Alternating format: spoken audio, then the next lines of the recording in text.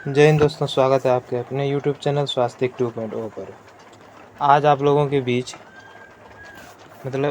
Exam में किस तरह से क्वेश्चन लिखना है और एग्ज़ामिनर आपको किस तरह से अधिक नंबर दे सकते हैं, आपको किस तरह से क्वेश्चन लिखना है और किस तरह से नंबर गेन कर सकते हैं अधिक से अधिक, तो आपको उसके बारे में बताएंगे किस तरह से क्वेश्चन लिखना है। तो देखिए, फर्स्ट है कि क्वेश्चन आप किस तरह से बढ़िया शुद्ध और रुचिकर एग्जामिनर को जो कि देखने में लगे कि हाँ, बच्चा जो है बढ़िया लिखा है, इसको अधिक से अधिक नंबर दिया जाए। तो इसके बारे में बताएंगे आपको। कोई भी क्वेश्चन लिखने से पहले उसका एक क्वेश्चन लेके देखते हैं कि उस क्वेश्चन को हम किस तरह से लिख सकते हैं। तो हम एक क्वेश्चन लेते हैं, पाठचर्या और पाठ्यक्रम में अंतर, पाठचर्या निर्माण के विभिन्न बिंदुओं का वर्णन करना। ये क्वेश्चन हुआ जो कि C8 का है। तो देखिए, पहले क्वेश्चन क्या क्या क्या है वो देखना है कि पाठचर्या और पाठ्यक्रम में अंतर, ये फर्स्ट क्वेश्चन इसी में, और पाठचर्या निर्माण के विभिन्न बिंदुओं का वर्णन करना है। तो ये देखिए, पहले क्या करना है, अगर यहाँ पाठचर्या है तो इसका आपको भूमिका लिखना है कि पाठचर्या का क्या भूमिका है। तो हम इसको भूमिका जो है आपको 1 से 1.5 पेज तक में लिखना है, पाठचर्या का और पाठ्यक्रम का क्या भूमिका है। तो हम कुछ थोड़ा सा लिए हैं कि उसको किस तरह से लिखना है वो बताते हैं आप लोगों को। है कि पाठचर्या एक ऐसी धुरी के रूप में है जिसके चारों ओर कक्षा के विविध कार्य, पाठचर्या एक ऐसी धुरी के रूप में है जिसके चारों ओर कक्षा के विविध कार्य तथा विद्यालय के समस्त क्रियाकलाप विकसित किए जाते हैं। विद्यालय के जितने भी क्रियाकलाप है सबको विकसित किया जाता है पाठचर्या के अंतर्गत, जैसे विषय वस्तु क्रियाओं, ये सभी उसके अंतर किया जाता है। तो इसको आपको, ये भूमिका जो है आपको 1 से 1.5 पेज तक में लिखना है। उसके बाद ये लिखने के बाद कुछ मनोवैज्ञानिक का परिभाषा देना है कि जो पाठचर्या और पाठ्यक्रम के बारे में कौन कौन से मनोवैज्ञानिक परिभाषा दिए हैं, उसके बारे में कुछ 2 मनोवैज्ञानिक का आपको परिभाषा दे देना है। तो परिभाषा जैसे कि एक लेते हैं हेनरी महोदय के अनुसार कि पाठचर्या में वे सभी क्रियाएं आती है जो विद्यालय में छात्रों को दी जाती है। पाठचर्या में जिसकी पाठचर्या है वो सभी क्रियाएं आती है जो कि विद्यालय में छात्रों की दी जाती है, जैसे कि कुछ अलग एक्टिविटी में सिखाना विद्यालय के अनुसार, मॉर्निंग असेंबली, ये सभी उस सब की पाठचर्या के अंतर्गत आ जाएंगे। अब दूसरा है कि मुनरो के अनुसार, दूसरा मनोवैज्ञानिक है, मुनरो के अनुसार पाठचर्या के बारे में क्या कहा गया है उसके बारे में लिखना है। तो पाठचर्या मुनरो के बारे में कहा गया है कि पाठचर्या में वे सभी क्रियाएं समाहित होती है जिसके द्वारा शिक्षा के उद्देश्य की प्राप्ति होती है। शिक्षा के उद्देश्यों की प्राप्ति किस प्रकार से होती है वे से समाहित है मुनरो के अनुसार। आपको ये पहले उसका भूमिका लिखना है, उसके बाद परिभाषा देना है। परिभाषा किन्हीं 2 मनोवैज्ञानिक का दे सकते हैं।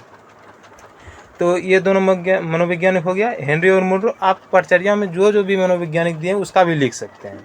तब उसके बाद है कि पाठचर्या के उद्देश्य क्या क्या है उसके बारे में लिखना है। तो ये सब पॉइंट आपको बता रहे हैं इस तरह से, इसका डिटेल्स नहीं किए हैं। तो आपको इसका डिटेल्स भी प्रोवाइड किया जाएगा, क्वेश्चन भी इसका दिया जाएगा।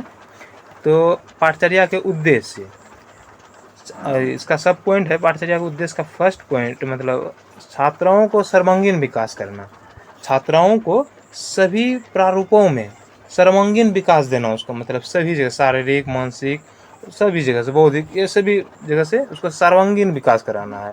तो ये फर्स्ट पॉइंट, इसके बारे में आपको लिखना है। तो दूसरा पॉइंट है 2 नंबर सब पॉइंट, बालक का नैतिक विकास, व्यवहारिक नैतिक विकास किस तरह से हो इसके बारे में भी बताना है, पाठचर्या के अंतर्गत आ जाएंगे। और तीसरा है बालक में सृजनात्मक विकास कराना, और ये सब पॉइंट। और चौथा सब पॉइंट है लक्ष्य की प्राप्ति में सहायता, बालक का क्या लक्ष्य है उसकी प्राप्ति में आप लोगों को सहायता करना है, उसके बारे में लिखना है, किस तरह से सहायता कर सकते हैं वो पाठचर्या के अंतर्गत। तो ये सब 5वां सब पॉइंट है सभ्यता व संस्कृति का विकास कराना। सभ्यता, उसको पाठचर्या में विनम्रता, नम्रता, ये प्रकार से कि किस तरह से वो सभ्य नागरिक या स्टूडेंट हो सकते हैं। तो सभ्यता संस्कृति का विकास कराना है। ये पाठचर्या के उद्देश्य में 5 सब पॉइंट थे, इसी तरह आपको लिखना है। अब दूसरा है कि पाठचर्या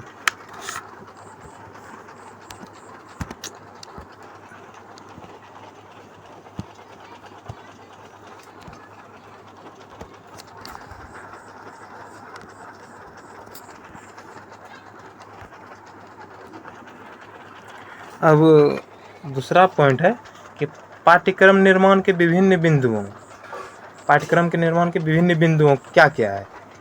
फर्स्ट है व्यापकता का सिद्धांत, कि व्यापक पाठ्यक्रम किस तरह से व्यापक है उसका बारे में बताना है, लिखना है। और दूसरा सब पॉइंट है बालक केंद्रितता का सिद्धांत, बालक अपने विषय वस्तु पाठ्यक्रम पर किस तरह से केंद्रित रहता है उसका सिद्धांत देना है। तो ये सब पॉइंट है। अब तीसरा है रुचि का सिद्धांत, बालक पाठ्यक्रम में किस तरह से रुचि ले रहे हैं उसके बारे में आपको बताना है। ये सब पॉइंट, लगभग सब पॉइंट ये बता रहे हैं, उसके बारे में लिखना है कुछ, मतलब 10-5 लाइन। अब चौथा है सब पॉइंट कि उपयोगिता का सिद्धांत, पाठ्यक्रम किस तरह से उपयोगी है उसके बारे में लिखना है। और 5वां सब पॉइंट है विषय केंद्रित सिद्धांत, आपके विषय केंद्रित किस तरह प्रकार से है। तो ये पाठ्यक्रम निर्माण के विभिन्न बिंदुओं में 5 सब पॉइंट हैं। तो इसी तरह से आपको क्वेश्चन को लिखना है।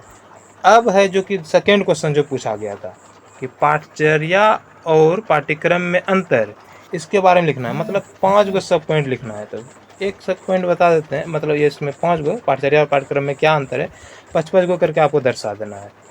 तो फर्स्ट मतलब एक बता देते हैं, संकुचित ज्ञानात्मक पक्ष अंग है। मतलब पाठचर्या जो है संकुचित ज्ञानात्मक पक्ष अंग है पाठचर्या का। और पाठ्यक्रम में व्यापक सामाजिक स्वार्थवादी है कि पाठ्यक्रम क्या है, व्यापक सामाजिक स्वार्थवादी है। तो ये देखिए इतना लिख लिए इस तरह से। उसके बाद आपको इसका निष्कर्ष लिखना है, जितना भी लिखे हैं इसके बारे में उसका आपको निष्कर्ष लिखते जाना है। तो ये इस तरह से आपको इस क्वेश्चन मतलब क्वेश्चन फुलफिल करना है, पाठचर्या और पाठ्यक्रम में अंतर। इस तरह से आपको क्वेश्चन लिखना है, जो कि एग्जामिनर आपका क्वेश्चन देखकर अधिक से अधिक नंबर इसमें दे सकें आपको। ये क्वेश्चन में सभी क्वेश्चन को आपको इसी तरह से लिखना है। तो अगर जहाँ आपको ये मेरा ये वीडियो अच्छा लगे तो आप चैनल को लाइक और सब्सक्राइब और दूसरे को शेयर भी कर सकते हैं अपना ग्रुप में। तो धन्यवाद।